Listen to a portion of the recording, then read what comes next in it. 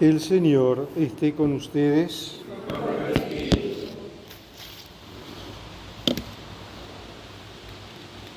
Evangelio de nuestro Señor Jesucristo según San Juan. Gloria a ti, Señor. Al principio existía la palabra, y la palabra estaba junto a Dios, y la palabra era Dios. Al principio estaba junto a Dios. Todas las cosas fueron hechas por medio de la palabra, y sin ella no se hizo nada de todo lo que existe. En ella estaba la vida, y la vida era la luz de los hombres. La luz brilla en las tinieblas, y las tinieblas no la percibieron. Apareció un hombre enviado por Dios que se llamaba Juan. Vino como testigo para dar testimonio de la luz, para que todos creyeran por medio de él. Él no era la luz, sino el testigo de la luz. La palabra era la luz verdadera que al venir a este mundo ilumina a todo hombre. Ella estaba en el mundo y el mundo fue hecho por medio de ella y el mundo no la conoció. Vino a los suyos y los suyos no la recibieron, pero a todos los que la recibieron, a los que creen en su nombre, les dio el poder de llegar a ser hijos de Dios. Ellos no nacieron de la sangre, ni por obra de la carne, ni de la voluntad del hombre, sino que fueron engendrados por Dios. Y la palabra se hizo carne y habitó entre nosotros, y nosotros hemos visto su gloria, la gloria que recibe del Padre como Hijo único, lleno de gracia y de verdad. Juan da testimonio de él al declarar: este es aquel del que yo dije que viene después de mí, me ha precedido porque existía antes que yo. De su plenitud todos hemos participado y hemos recibido gracia sobre gracia, porque la ley fue dada por medio de Moisés, pero la gracia y la verdad nos han llegado por Jesucristo. Nadie ha visto jamás a Dios. El que lo ha revelado es el Hijo único que está en el seno del Padre. Palabra del Señor.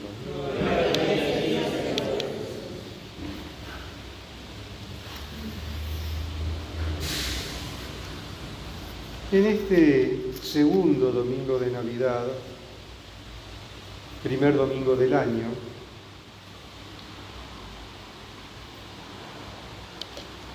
tenemos para nuestra reflexión otra vez este hermoso prólogo del Evangelio de San Juan que leíamos el día de Navidad.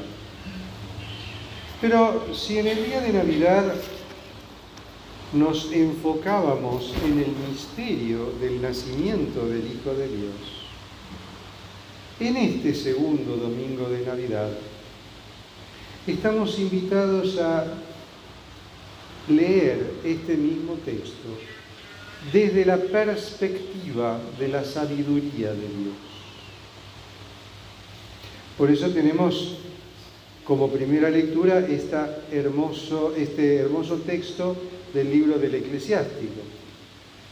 Es uno de los libros sapienciales del Antiguo Testamento, uno de los libros justamente que nos habla de la sabiduría de Dios.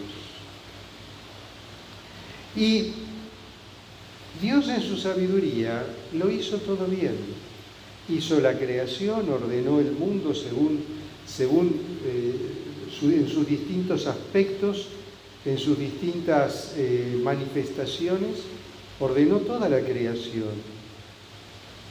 Pero esa sabiduría de Dios, que también crea al hombre y lo crea a su imagen y semejanza, ve perturbado el orden de la creación a través del pecado original. O sea, el pecado original se entromete en la creación, introduciendo una perturbación que al final de cuentas afecta a toda la creación. Porque, lo hemos dicho más de una vez y lo repetimos, el pecado personal afecta el orden de lo creado y afecta la comunión de los santos. Esa frase que oímos muchas veces, que basta que no le haga mal a nadie, es que te estás olvidando de un pequeño detalle. Nosotros en el credo decimos creo en la comunión de los santos. Entonces, mi pecado personal, tu pecado personal, va en desmedro de la comunión de los santos y afecta la comunión de los santos. Tu santidad personal, mi santidad personal, mis actos de virtud, al contrario, ayudan a incrementar y a perfeccionar la comunión de los santos. Es en virtud de ese misterio de la comunión de los santos que podemos rezar por los difuntos, que podemos rezar por los vivos.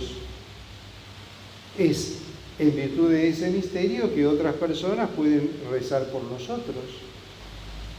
Y así podemos recibir la intercesión de los santos, etcétera, etcétera. Pero la sabiduría de Dios hace el elogio de sí mismo, de sí misma, nos dice el eclesiástico, y se gloría en medio del pueblo. Abre la boca en la asamblea del Altísimo, o sea, la sabiduría de Dios es la que nos ha transmitido a lo largo del tiempo y de la historia la palabra de Dios y nos ha ido revelando el misterio de Dios.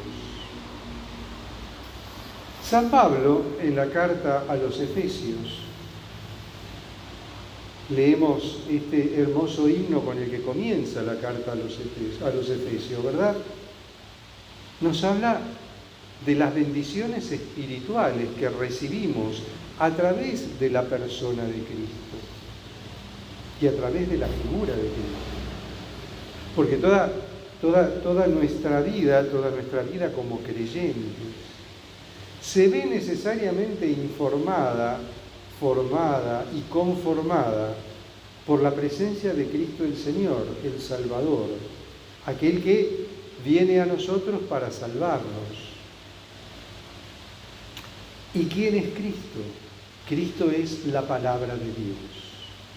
Esa palabra que se hace carne, que pone su morada entre nosotros, pero que al mismo tiempo nos gana, a través del misterio de su pasión, muerte y resurrección, nos gana el derecho a ser hijos adoptivos de Dios.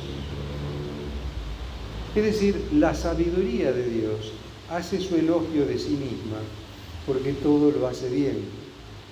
Y todo lo hace según mejor conviene, no solo a la creación en general, sino al ser humano en particular. Nosotros, al reflexionar sobre el misterio de la Navidad, reflexionábamos sobre el misterio de este Dios hecho hombre el día de Navidad. Hoy reflexionamos el misterio de la Navidad desde el punto de vista de esa sabiduría de Dios que, como lo hace todo bien, ha previsto y ha querido que su Hijo se hiciera hombre por obra del Espíritu Santo en el seno de la Virgen María. Pero aún hacerse hombre, que no ha sido fácil y que tampoco ha sido gratuito, porque aquí nos lo dice el Evangelio de Juan. Vino a los suyos y los suyos no lo recibieron. Brilló como la luz en las tinieblas, pero las tinieblas no quisieron ver la luz. Puso su morada entre nosotros, pero nosotros ¿cómo lo hemos recibido? Nosotros terminamos crucificándolo. Pero eso era necesario también, desde la perspectiva de la sabiduría de Dios, para que pudiera completarse y realizarse íntegramente el misterio de la redención. De la plenitud de Cristo, de toda esa plenitud que Cristo tenía en sí, en su condición de Dios y también de hombre, es de donde emana toda la gracia que hoy en día distribuye en el mundo la Iglesia a través de los sacramentos.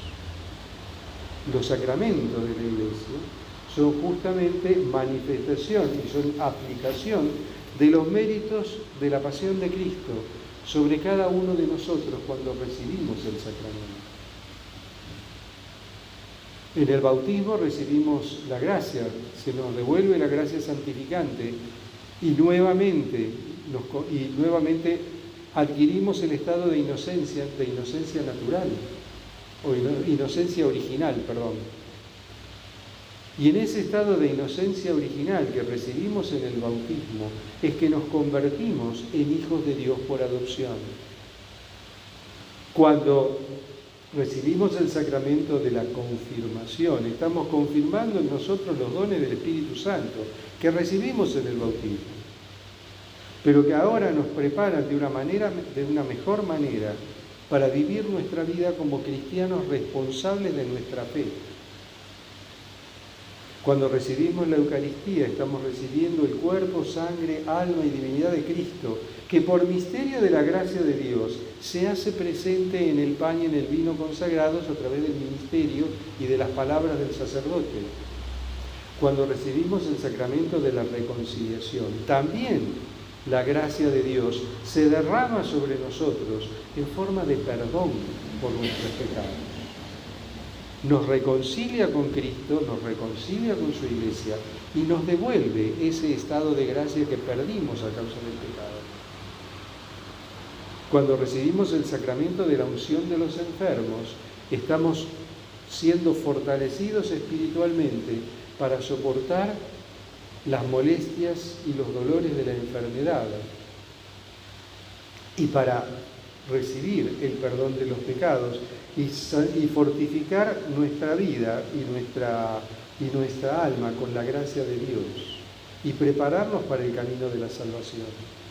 Cuando recibimos el sacramento del matrimonio, estamos recibiendo la gracia de Dios para, unidos el varón y la mujer, dar comienzo a una familia y con la ayuda de Dios y de la gracia de Dios, ir superando las distintas dificultades que la vida va poniendo en nuestro camino. Cuando recibimos el sacramento del orden sagrado, lo mismo.